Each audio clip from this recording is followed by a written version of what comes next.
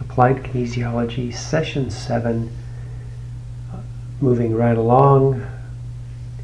Just a quick review of what we've done so far in Session 7.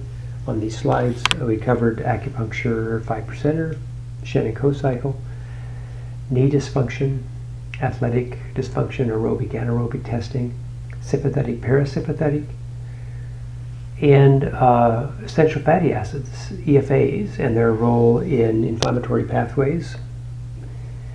Next, we're going to talk about scoliosis.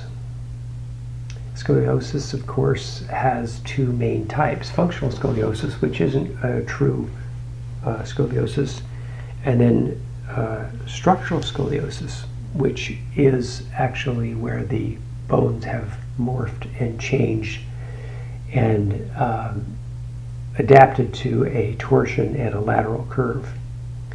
Idiopathic scoliosis, or structural scoliosis, the term I prefer. Many in chiropractic and in applied kinesiology believe this is at its very heart a dural torque problem.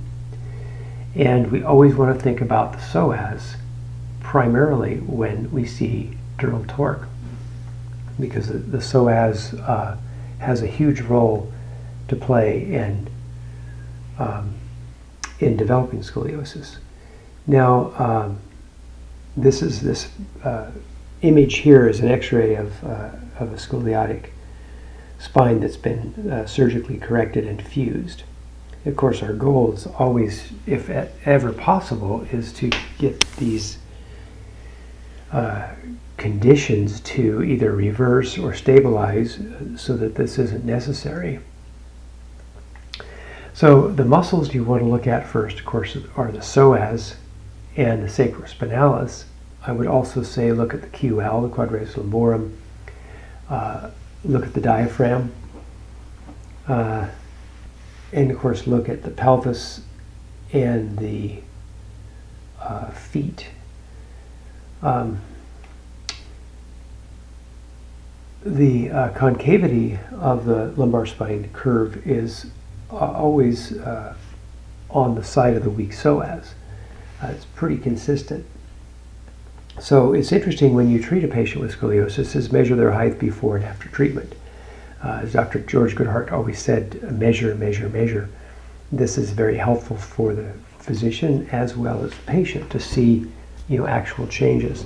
In a younger person, especially, a lot of times you can see, maybe a half inch or inch difference in height post-treatment. When you see younger people, when this condition is developing, you'll see it in early teens.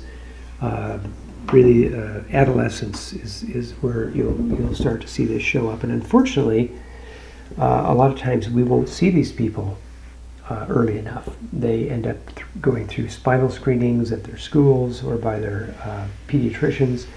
And a lot of times what they do, they don't really work with it much. They just watch it and wait for it to get curved bad enough to where they can do surgery.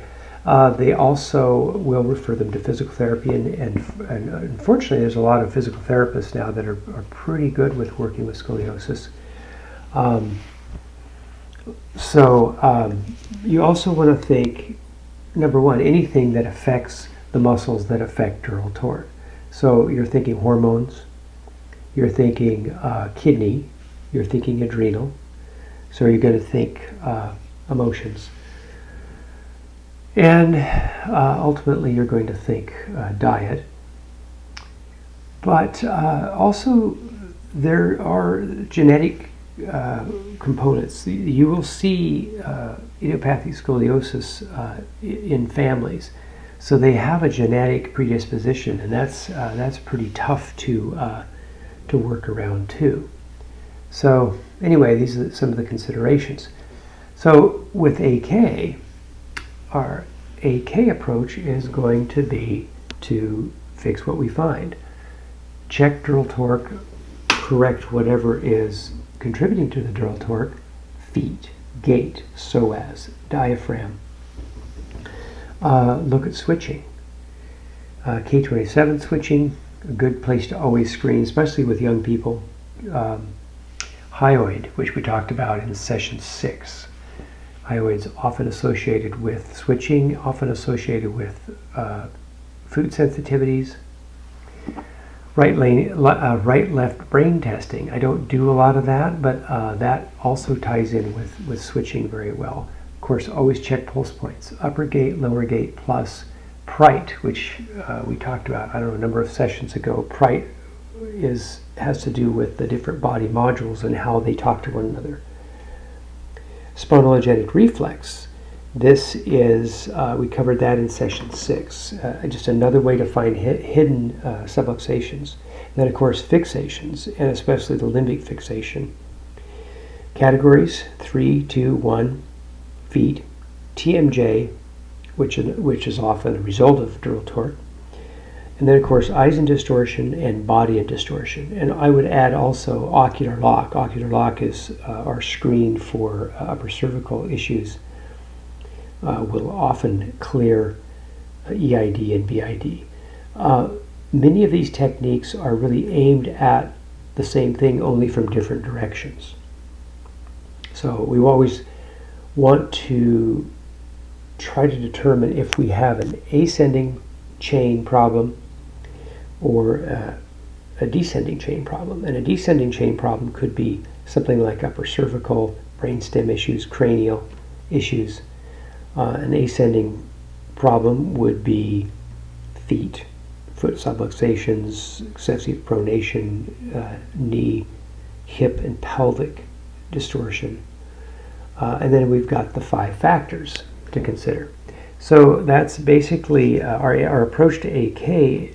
Our approach to scoliosis in AK is basically similar to our approach to any other named condition.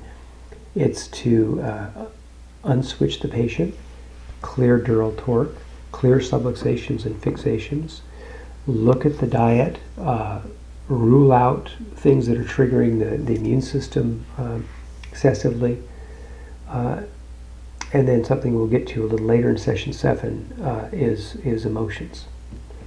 So with that, the next section we're going to go over the pineal and how we can make corrections that can affect the pineal, which can affect sleep and all kinds of things. So stay tuned.